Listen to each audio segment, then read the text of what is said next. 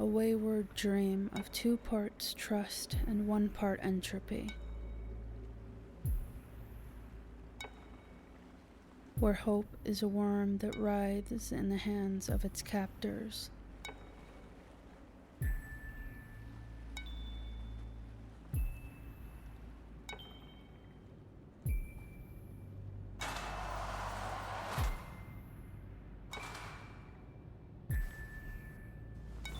It's finally that time, huh?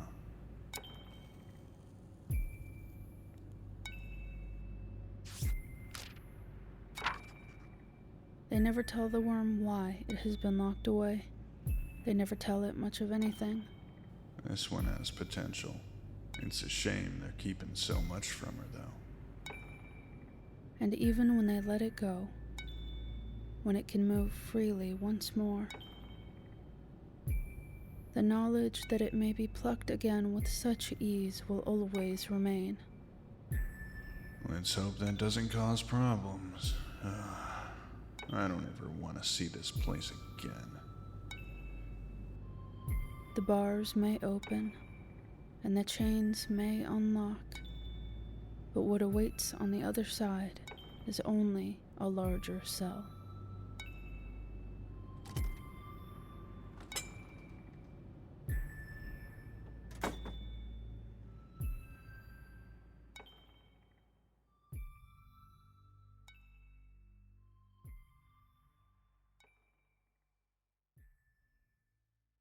This podcast contains adult content and themes. A full list of content warnings is available in our show notes.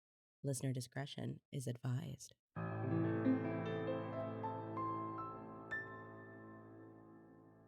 When your fears have taken their toll, when the demons have got out of control, when the shadows just won't leave you alone, I'll be there.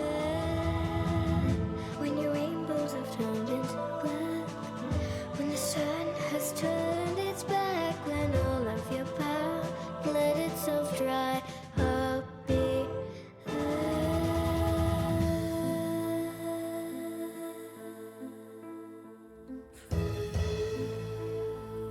Welcome, my dear traveler, to the Morbid Forest.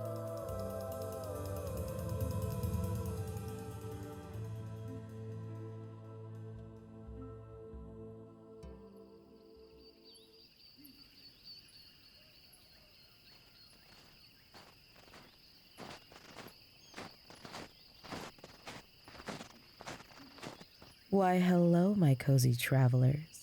You both look all snug as a bug in your cozy cold weather wear. Just look at you 2 lovebirds. Just quite the sight. You know, I never got the chance to fall in love, to find that one special person out there crafted just for me. The whole experience sounds positively revolting.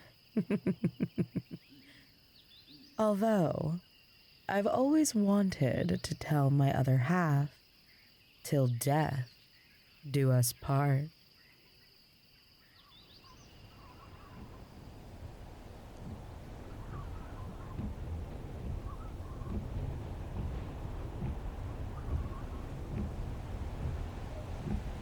My side of our wedding vows had concluded with, "I guess we deserve each other," which had generated a laugh from our guests and a scowl from the bride.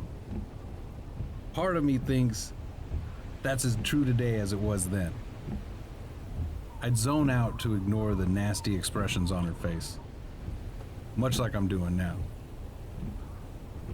Only the wet slap and retching creak of the wiper blades over the frosted windshield do little to drown out the noise currently coming from Lisa's mouth. You don't think about me when you make decisions, Derrick. You say you do, but if you'd given 1 second of a thought to what might matter to me, you'd know not to do it. Look at all this stupid shit you've gotten us into. Look at where we are now. Bumfuck in the middle of nowhere with a fucking snowbank up our ass. This is what you want to whisk me away to? This frozen wasteland?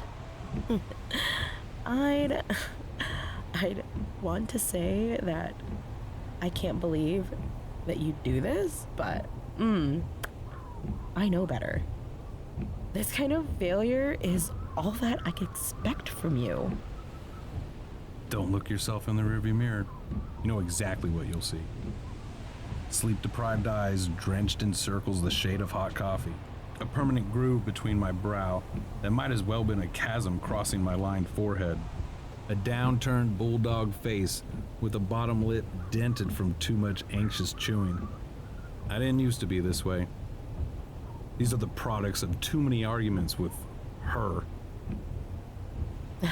You know how important my career is to me. What do you expect my reaction to be when you say, I want you to come with me out west? You know I can't leave my job downtown. What the fuck am I supposed to do in Regina? She's pretending like there aren't corporate communication positions in any other part of the country.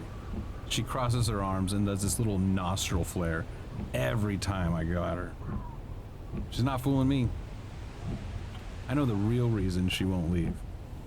It's him, isn't it?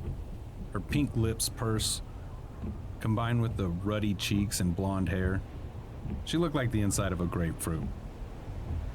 She used to keep it long, but ever since she went corporate, she cut it in a sharp-edged bob, which she now tucks up under her toque. An angry shiver runs through her, even though I got the heat cranked inside this big truck. She should be grateful it's an F-150 that can handle this blasted deluge. But of course, she doesn't care. I always wanted one. You know, something that says I'm a real man. She never let me get one, of course. Too big for these Toronto streets and too expensive for us to afford. And yet, in a stunning example of her ongoing hypocrisy, she complained about flying coach to come out here. Him who? You know who. Your boss. The one whose ground you worship. That's why you wouldn't leave. You keep hoping he'll give you that promotion for all your years of loyalty. He's got you believing everything that comes out of his mouth because you used to date. Well, don't forget that he's the one who left you. I hope it stings. It's not that I haven't said this before. She knows it's true. She just doesn't want me to be right. She'd rather gargle his balls again than believe anything that comes out of my mouth. This is what I get for trusting her. She said she'd be okay, that their relationship was over after university, but I know what's really going on. She still wants him. How's a grease monkey with these dirty hands supposed to compete with a communications director of a major corporation? I bet she sucks his dick on those overnights when they go on conferences together. Don't have any proof, but I can tell. She always looks disappointed when she sees me, as if she can't stand the sight of me. Oh my god, for fuck's sake. If you don't trust me, then why don't you fucking leave? Okay? Why torture the both of us with this shit show? Because I need money, Liza. That's the only thing I need from you anymore. The shop's not doing so good. The cash from your life insurance would keep the lights on for quite some time. I could clean the place up, make it real nice. Maybe finally do some of that internet marketing you're always blathering about. I've asked you about it, of course, but I don't understand a word you're saying. You talk over me on purpose to make me feel stupid. She scrunches up in her seat with an exhausted hiss of a sigh, like some kind of reptile. I should have stayed at the hotel. I don't know why you dragged me all the way out here. You heard the weather report. There's a fucking storm coming. But no, you want to brave the elements. For what reason? As if to mock me, the snow's crunch under the truck tires sound like chuckles. Because I edge my tone with enough venom to let her know she's treading on dangerous ground. Hardships are supposed to bring us together.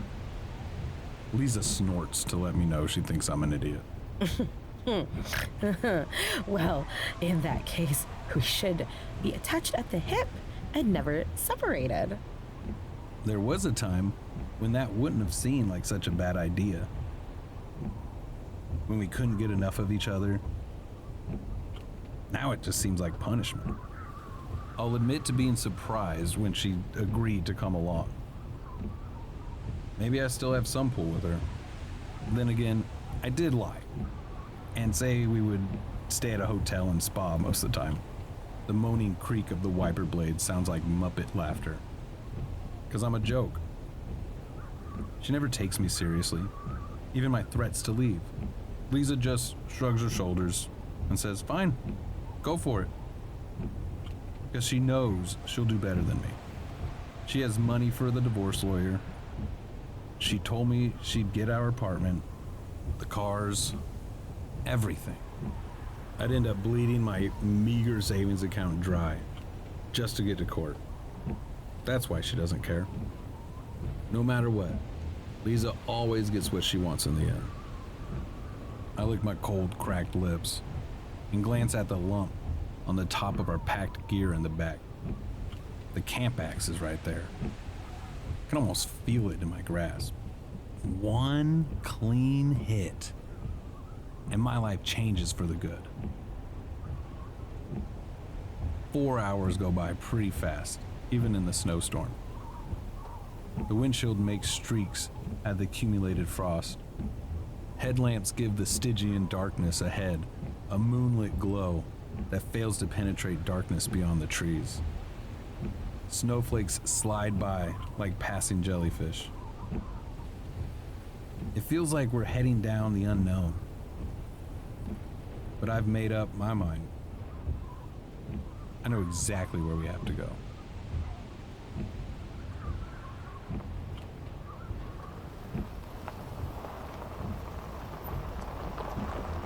The Ford creaks to a stop outside a remote campground. There's no one for kilometers. Nobody's stupid enough to be out here in minus 30-degree weather. Sun setting, painting the sky in watercolor purple, like one of Liza's old paintings. I remember when she promised she'd paint the shop sign above the garage. She was nicer then, before she abandoned her art major to work in the big city. I give up everything for you. She screeched at the dinner table. And look at us. What was it all for, huh? I deserve the good life. I deserve nice things. The fuck am I working so hard for? To feed you? I always imagined her barefoot in our kitchen, hand feeding our newborn with her fingertips. She'd probably call that sexist now, but she's always been woke. Whatever. Maybe my next wife will get it. There are plenty of women from other parts of the world who would be grateful for a chance to jump in line. Women who know how to please a man. Liza used to be like that.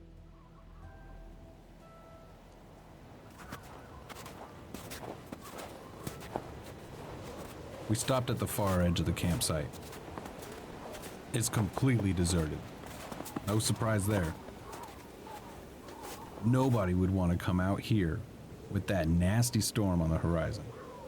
It looms over the bank of pine trees the way a hawk does over a rabbit.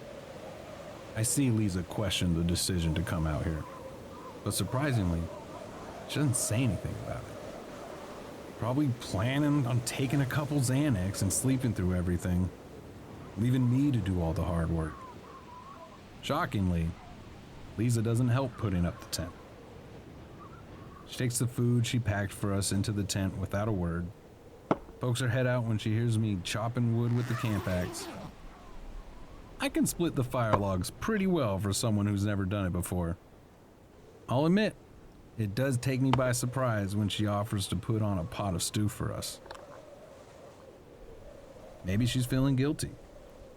Or more likely she's just hungry. So I'll let her. I'll keep the axe with me. No sense in using it too soon. I wouldn't want to have to cook dinner and clean up too. Maybe I should let her finish putting everything away before I do it. She unzips her inner jacket and adds spices to the beans. Not something she would normally do. Maybe it's the way her old boyfriend liked it. I stuff that thought to the back of my mind and gaze up at the velvet sky, willing to distract me with its spreads of twinkling stars.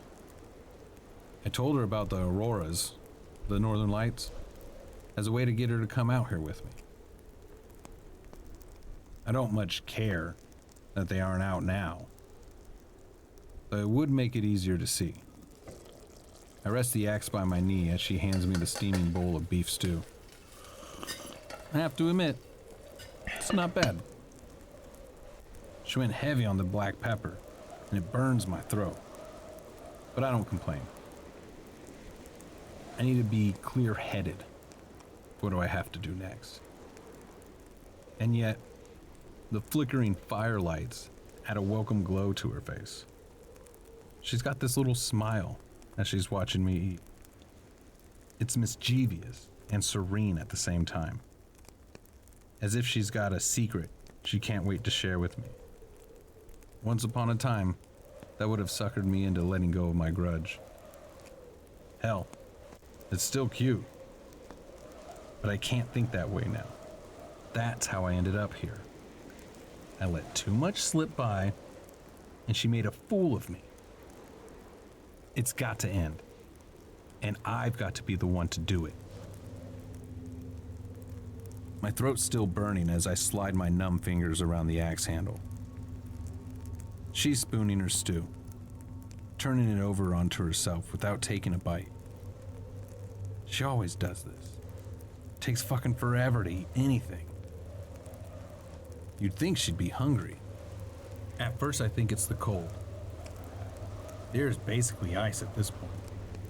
But no. The stab that gets through stings my lungs. My throat feels like it's on fire. Swollen and prickly inside. I can't breathe. What's happening to me? I try to swallow, and my tongue sticks to the roof of my mouth, cutting off the trickle of air. What did you... She's staring at me, firelights doing a tango in her eyes as she watches me struggle. I can't even lift the axe. My knees buckle, and I hit the ground. The wind's hands creep up my leg and spread its fingers along my side. Liza keeps spooning her stew while she watches me choke. Everyone's going to think I'm better off now, She says, her voice blending with the wind. My skin stings. It's so cold. But she's ice. They'll understand. We've been having problems for so long that everyone knows us as that couple. It's so fucking embarrassing, Derrick. I can't take you anywhere without you making it worse for me. I finally decided that I deserve better than you'll ever be. I don't need to live like this, and I know you'd make divorce an ordeal I'd rather not go through. It's better this way because I get your money. It's not like you know what you're doing with it. You don't know how many times I've thought about killing you over the years. In all these different ways. I'd fantasize about it all the time in bed. Once, even held a knife to your throat while you slept. You unbelievable bitch. No one will be surprised that you came out here alone and got yourself killed. God, You have no idea how much effort this took on my part. Months of planning to locate the proper toxins that would survive the cooking, killing right away, but still undetectable afterwards. Thankfully, you were the one who made it easier by suggesting this trip. Coming all the way out here meant your body would freeze after you died and break the poison town. Not that it matters much since you brought the axe. How fucking ironic that you prove helpful now. She picks it up and bounces the head on her palm. They should have married Rich. I can only gargle in response, but my gaze never wavers from hers. For a moment, one brief enough that only I can see it, she hesitates. Her eyes soften as she looks down on me. She's remembering the way things used to be, the times I made her laugh, the way I touch her that made her moan in ecstasy. Maybe she won't do this. Maybe she'll let me live. Just walk away and we can both. Liza raises the axe. One swift blow, and she opens my neck, spraying my blood across the snow. You're such a fucking idiot, Derrick. She says while she sniffles. From the cold or from me, I can't tell. You slipped on the ice. She wipes her forehead and checks her coat for splatters. There aren't any. Liza looks down at me, and her eyes become narrow slits. She dabs any trace of regret from her pink nose. When you come back, I'll get worried. Oh, so worried.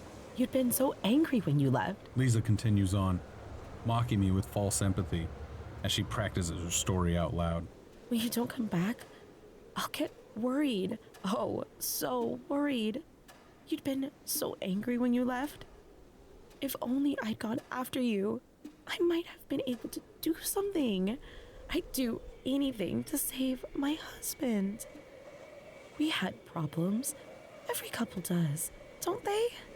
I never imagined he would do something like this. She opens a Molson with her mitts and gleefully pours it over my face, then lets the bottle fall by the wayside. She opens a few more and scatters them around the campsite. They land with hollow thunks in the snow. She brought old empties just for us. If I wasn't bleeding out in the snow, I would admire her foresight and creativity. I suppose I should be flattered she went to so much trouble to send me off right. And then I see it. The northern lights peel back the stark blackness of the sky above her head, tracing wind-blown wisps of her hair with cerulean hues. She looks like an angel, but darkness cloaks her face.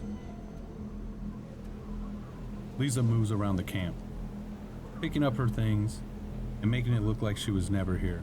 Her voice distorts, and I can't tell if it's just the wind or if some part of me is dying before others.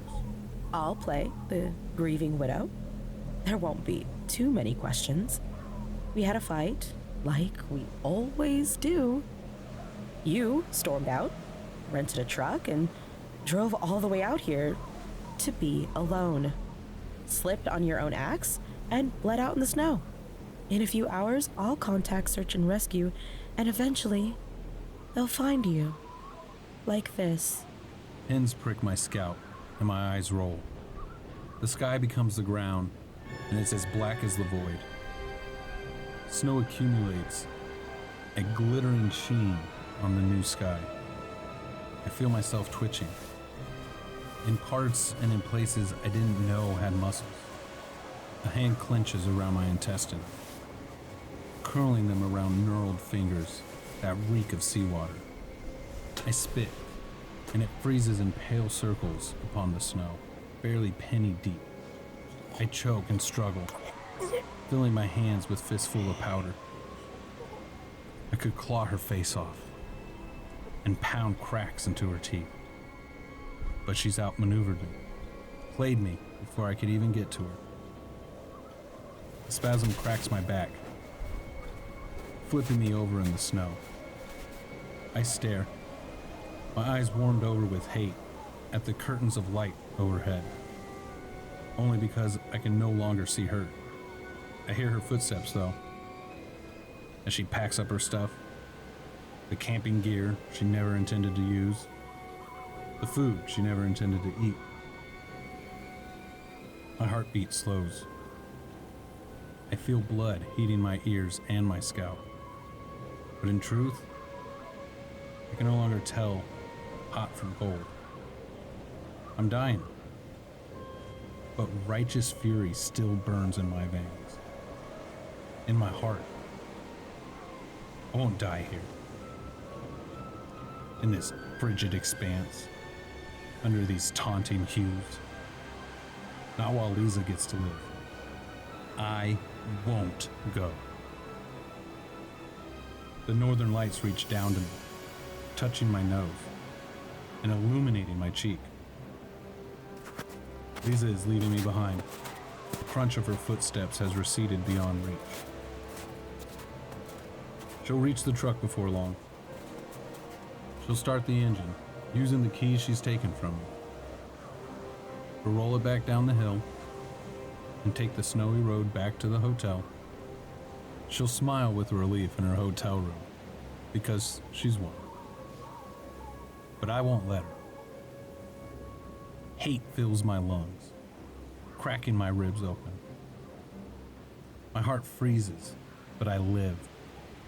I no longer need it to fulfill the only thing left that I desire. I push myself off the ground and look back at the imprint I leave behind. A snarling rictus of a man pushed past the limit of what he can endure. The chill void above whispers to me. Abandon my vengeance and seek comfort in the shelter of the beyond. But I know better. This vast, empty wasteland is a crucible, and I will be the flame. I step over my corpse with feet that no longer disturb the snow. I am weightless above the elements. Snow passes through me, untinged by my faint glow. Like the auroras above, I carry an eerie hue, natural light rendered unnatural. I feel nothing of the gravel crunch beneath me, nor the chilling slice of the hallowing wind. All that I am is rage. Liza is running now, trying to outrace the winter storm. It blows from where we came, and I know that the truck is probably already swallowed up. She can't see it anyway, as snow blindness turns everything into a haze of white. She didn't check the weather, of course, and I was counting on the storm burying the chunks of her that I would leave behind. Let the wildlife have at her remains. Maybe she'll poison them with her flesh too. I can see her now, as I come from behind, unencumbered by the gale. She has the audacity to bring the pink scarf I'd bought for her for Christmas and wrap it around her nose and mouth. She's using her iPhone as a flashlight and GPS to get back to the truck. Must have tagged its location before we exited. That's Liza, always thinking ahead. With all her foresight, she must think she's got this all figured. I reach past her and harness a fistful of blowing snow, whipping it up into a circular frenzy before unleashing it upon her shivering form. It knocks the iPhone from her grasp. I hear her squeal a little, and it makes me crack a grin I can feel. Her phone lands in shin-deep snow, and she scrambles for it. Gale force breeze has already washed away our tracks leading here, so without it, she's lost. She bends down and digs like a frantic animal. Snot bleeds from her nose as she pants from exertion. I lean down and inhale the scent of her fear. The bitter trickle of salt and wine makes me smile. I dig my teeth into her cheek. She shrieks at the sting as a bloom of frostbite takes the shape of my bite. Liza touches it with her mitt and gasps. I harden my face in her view, allowing snowflakes to fill the shape of me. Her eyes widen. That's right, Liza. You can leave me behind, but I'll never leave you. She squeezes her eyes shut and dabs her nose. I solidify my will and concentrate on what I want to do next. I pull her phone from her grasp and thrust it into the ground. The case cracks at my rigid touch. Liza paws at the bank of snow I put in front of her and swears. I slip my fingers inside her jacket and press into her flesh under her navel. I relish the sensation as it turns black with frostbite at my touch. Liza cries out and stumbles back. She's running now, dashing blindly through the whiteout, hoping to distance herself from what she's done. I'll do this forever, Liza. I'll never let you go now. In the distance, I see the tree line. Dark branches heavy with accumulated snow offer the promise of shelter from the elements. She turns towards them, and I let her get 100 meters from them before knocking her down. She spins as I tear the hood away. I stamp on her steadying hands to pin her mitts down. Liza doesn't know what's happening. She doesn't know why this place is conspiring to strip her of all her protection. Into the trees she goes, flailing through heavy branches and pine needles that scratch at her face. A low, curling mist hugs the tree trunks and collects her pained murmurs. Her ragged breaths settle low on the forest floor, tickling the soles of my feet as I move closer. My lower lip twitches with excitement, matching the frantic pulse of her heartbeat. I hear her sniff again as she wipes tears away. Or me, Liza? Stabs of regret from the murder you've committed? Not good enough. I dig through the bark of the branch above her and break it back. It comes loose and falls from directly above. She's flattened by it, knocked down and bleeding. I see its smaller bones pierce her jacket and scrape her ribs. Liza lies still for a while, and I allow myself to watch. I used to love it when she slept. Those were the times I could imagine her being a better version of herself. Not so obsessed with her job. Any other time in history, and she would have been a noble woman or something. Her eyes, as deep and stormy as the sea, would have inspired the knights of the world to fight for her. I see her eyelids flutter, and steam leaves her mouth. Her lips are cracked and red from the wind I've been using to grate her tender flesh. Get up, Liza. I'm not done with you yet. Every decision you've ever made has led to this. Now, there's only one way this is going to end. She groans. A piece of the branch has opened her kneecap. A shock of bright red paints the snow. I delight in her suffering, but I don't want her to quit. I kneel and huff over the wound, just enough to numb it, so she can move. Her pierced jacket has her pinned, so I blow the rest off of her when she tries to get up. She turns and pushes herself up, standing precariously on one leg. Liza stubbornly attempts to free her jacket, but I move the tree so it becomes impossible. I chuckle as I see her skin prickle into goosebumps, and her nose and ears turn bright pink. I put my hands on her back and shove her. This way, honey. It strikes me that if she stays put and digs a pit under the fallen branch, she could potentially stay alive. She has the fire starters in her jacket pocket, but I keep her off balance enough that she can't think straight. According to her, I've always had a knack for doing so. Unlike most multitaskers, Liza gets confused easily. She'd start 10 projects and only finish 3. I try to get her to focus over the years, but she never listened to me. So it brings me great pleasure to whisper in her ear, "You get what you deserve." I know she hears me because she turns around. Her voice breaks as she whispers back, Derrick? "That's right. I shove her hard against the tree. The impact makes it shudder and release a payload of snow onto her head. It clumps up around her neck and drops down inside her sweater. I can see it pooling around her lower back. She tries to brush it away, but her clothes are soaked. No, She says to herself. Then her voice builds into a roar. that's fucking insane. Of course, she doesn't believe in me. I wonder if she ever did. All those nights around the dinner table, sharing my hopes and dreams, I might as well have opened a vein and smeared it across the placemats. Were you listening or just nodding? When you rubbed my shoulders, was it to comfort me or just shut me up?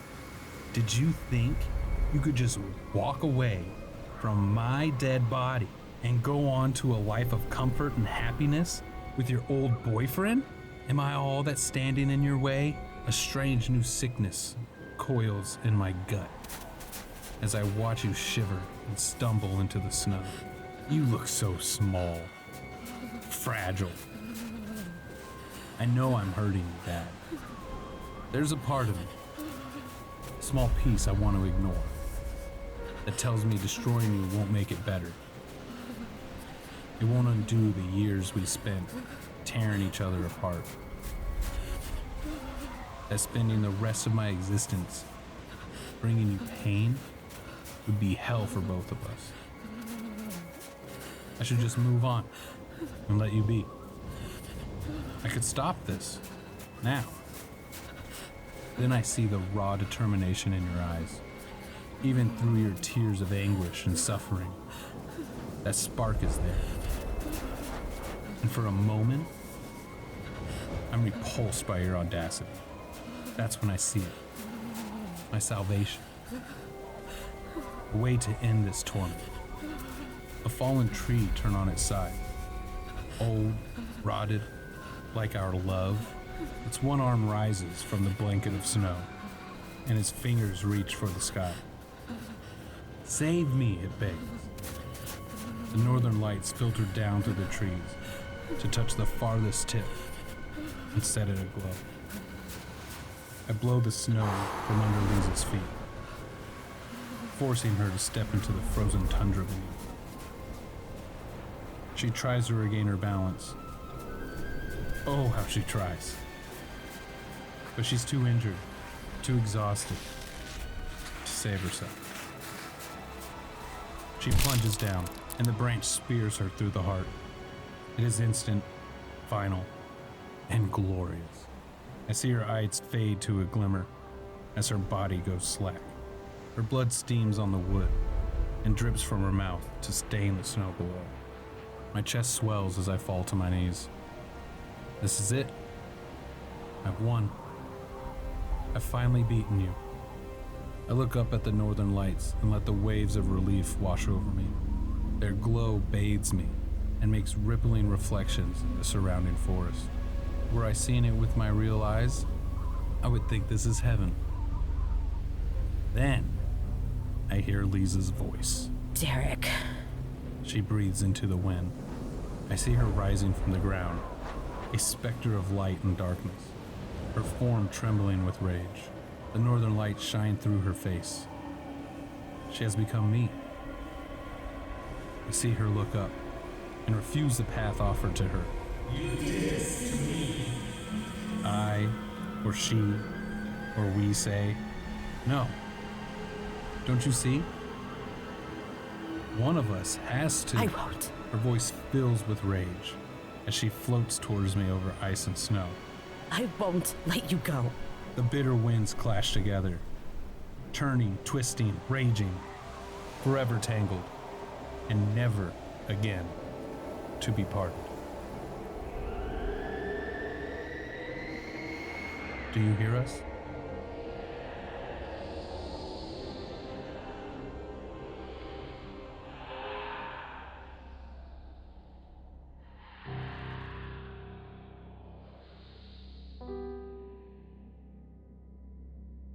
This has been a Morbid Forest production. And on this week's episode, you've heard Till Death Do Us Part, written by V.M. Sawh, with narration provided by Matthew Trevino as Derrick and Naomi Richards as Liza. Our theme music this season is The Shadows by Nandi Bushhill. Music and sound effects provided by Epidemic Sound. Story editing and audio production by Naomi Richards. You can find more of VM's work on Goodreads, and I'll leave you guys a link down in our show notes. You can also check out our website for our author blogs. Every time that we have a guest author on the show, we'll be posting author blogs so you guys can find out a little bit more about these amazing writers. Follow us on X or Twitter if you're old school, Instagram, and Discord to stay up to date on all the happenings within the forest. Interested in more morsels of the forest? Then join our Patreon. As a faithful traveler, you'll receive exclusive access to ad-free early episode releases and bonus content for only $3 a month. That's patreon.com/The Morbid Forest. Want to hear more about The Keeper's Finder? Then head over to your favorite podcast app and check out their first episode. Before you go, travelers, would you mind sparing us a moment to rate and review the show?